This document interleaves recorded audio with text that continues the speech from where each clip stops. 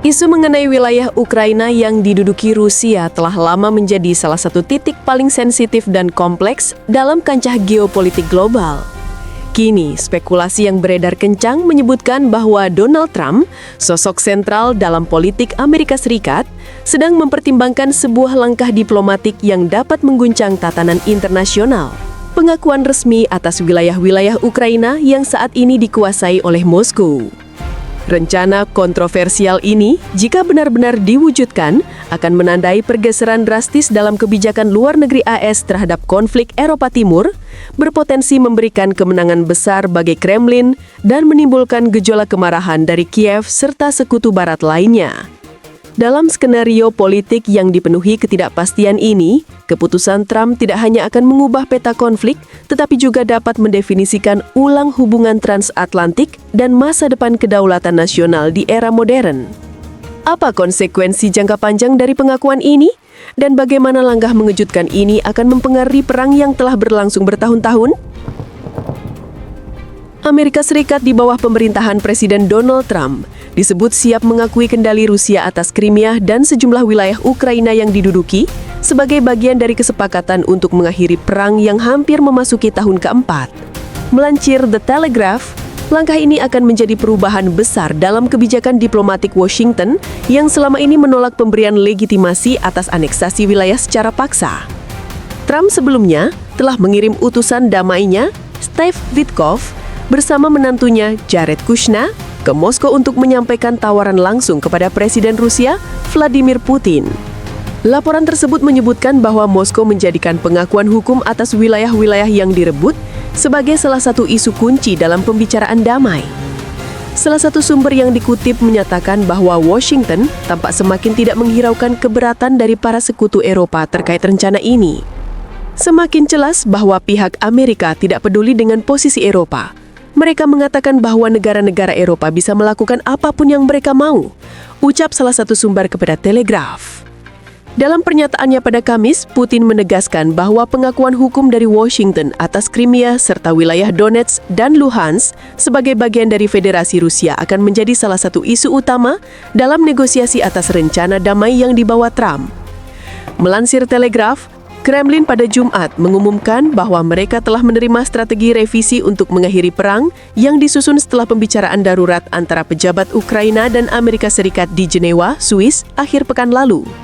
Sebelumnya, Witkoff disebut telah merumuskan sebuah rencana damai awal berisi 28 poin setelah serangkaian diskusi dengan pejabat Rusia. Dalam rencana awal itu, Amerika Serikat menawarkan pengakuan de facto atas Crimea dan dua wilayah Donbas Timur, yakni Donetsk dan Luhansk. Strategi tersebut juga mengusulkan pengakuan de facto atas wilayah yang dikuasai Rusia di belakang garis kontak di wilayah Kherson dan Zaporizhia, setelah tercapainya kesepakatan gencatan senjata. Garis kontak di Kherson dan Zaporizhia akan dibekukan sebagai batas yang diakui secara de facto, sementara Rusia akan melepaskan wilayah lain di luar 5 kawasan tersebut. Selain itu, pasukan Ukraina diminta mundur dari bagian Oblast Donetsk yang saat ini masih mereka kuasai untuk dijadikan zona penyangga demilitarisasi yang diakui sebagai milik Federasi Rusia, meski pasukan Rusia tidak akan memasuki zona tersebut.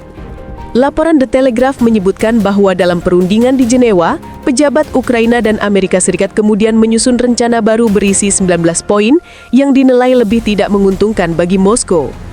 Namun sejumlah sumber menegaskan bahwa tawaran Amerika Serikat untuk memberikan pengakuan tetap dipertahankan sebagai bagian dari strategi.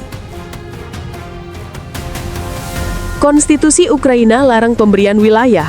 Berdasarkan konstitusi Ukraina, Presiden Volodymyr Zelensky tidak bisa begitu saja menyerahkan wilayah kepada negara lain tanpa terlebih dahulu mengajukan pertanyaan tersebut kepada rakyat melalui referendum nasional.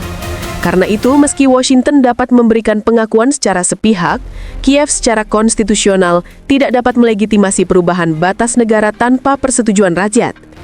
Sebelum mengundurkan diri dari jabatannya, Kepala Staf Presiden Ukraina, yakni Andrei Yermak, yang memimpin perundingan atas rencana damai terbaru, menegaskan sikap keras Kiev terhadap gagasan penyerahan wilayah. Tidak ada satupun orang waras saat ini yang akan menandatangani dokumen untuk menyerahkan wilayah. Selama Zelensky menjadi presiden, tidak seorang pun boleh berharap kami menyerahkan wilayah. Ia tidak akan menandatangani penyerahan wilayah. Konstitusi melarang hal itu. Tidak ada yang bisa melakukan itu kecuali jika mereka ingin bertentangan dengan konstitusi Ukraina dan rakyat Ukraina. Ujar Yermak dikutip The Telegraph. Yermak dan penasihat keamanan nasional Ukraina, Rustem Umerov, semula dijadwalkan terbang ke Florida untuk bertemu pejabat AS di resort Mar-a-Lago milik Trump pada akhir pekan ini. Namun pada Jumat, Yermak mengundurkan diri setelah rumahnya digerebek oleh aparat anti korupsi. Zelensky kemudian menyatakan bahwa proses pemilihan kepala staf baru akan dimulai pada Sabtu. Eropa bersikukuh tolak pemberian wilayah Ukraina. Sejumlah kekhawatiran muncul di Eropa terkait rencana pengakuan tersebut. Banyak negara Eropa khawatir sebuah kesepakatan damai yang tidak optimal akan dipaksakan kepada Kiev demi mengakhiri perang dengan cepat. Negara-negara Eropa sebelumnya berulang kali menegaskan tidak akan mendukung perjanjian damai yang melegitimasi perubahan perbatasan melalui agresi militer. Setelah pertemuan koalisi negara pendukung Ukraina pada Rabu, para pemimpin mereka mengeluarkan pernyataan yang kembali menggarisbawahi prinsip tersebut. Mereka dengan tegas menyatakan bahwa perbatasan tidak boleh diubah dengan kekerasan. Prinsip ini tetap menjadi salah satu landasan utama untuk menjaga stabilitas dan perdamaian di Eropa dan di luar kawasan. Bunyi pernyataan yang dikutip The Telegraph. Sebagai tandingan atas rencana damai versi Washington, pihak Eropa menyusun sebuah kontraproposal berisi 24 poin. Tidak seperti rencana awal Witkoff, proposal Eropa itu tidak merekomendasikan pengakuan atas kendali Rusia di wilayah pendudukan. Sebaliknya, rencana Eropa mengusulkan agar isu teritorial hanya dibahas setelah gencatan senjata penuh dan tanpa syarat mulai berlaku. Ukraina berkomitmen tidak akan merebut kembali wilayah kedaulatannya yang diduduki melalui cara militer. Negosiasi tentang pertukaran wilayah akan dimulai dari garis kontak. Demikian bunyi proposal yang dikeluarkan Eropa. Hal tersebut menunjukkan perbedaan tajam antara rancangan rencana damai versi Amerika Serikat dan Eropa. Sementara Washington tampak siap memberi konsesi teritorial demi mengakhiri perang, Eropa tetap bersikukuh pada prinsip bahwa perbatasan tidak boleh diubah melalui kekerasan. Di tengah tarik-menarik rancangan kesepakatan, Trump masih belum secara terbuka memaparkan detail penuh rencana damainya kepada publik. Sejumlah isu paling sensitif, termasuk klausa final terkait status wilayah yang dicaplok, dilaporkan sengaja dikosongkan di naskah terbaru untuk kemudian diisi setelah pertemuan tatap muka antara Zelensky dan Trump. Hingga kini Zelensky belum mengumumkan kapan ia akan melakukan perjalanan ke Washington atau Florida untuk bertemu langsung dengan Presiden Trump. Gedung Putih menegaskan laporan bersifat spekulatif. Pada saat yang sama muncul kekhawatiran baru setelah rekaman percakapan telepon antara Witkoff dan negosiator Rusia bocor ke publik. Dalam percakapan itu, Witkoff disebut memberi masukan kepada pejabat Rusia tentang cara merayu Gedung Putih agar lebih lunak terhadap tuntutan Moskow, termasuk terkait kebutuhan agar Ukraina melepaskan Donetsk. Sejumlah pakar intelijen sumber terbuka menduga Badan Intelijen Eropa berada di balik kebocoran tersebut untuk menyoroti hubungan yang kian mesra antara utusan Trump dan Kremlin. Merespon berbagai laporan tersebut, juru bicara Gedung Putih Caroline Leavitt menegaskan bahwa informasi terkait diplomasi sensitif masih bersifat spekulatif jika tidak bersumber langsung dari Presiden AS atau tim keamanan nasionalnya. Amerika Serikat terus melakukan diskusi yang intens dengan pihak Rusia dan Ukraina. Setiap pemberitaan tentang percakapan diplomatik yang sensitif ini harus dianggap sebagai spekulatif sampai disampaikan langsung oleh Presiden atau tim keamanan nasionalnya. Ujar Leavitt dikutip The Telegraph.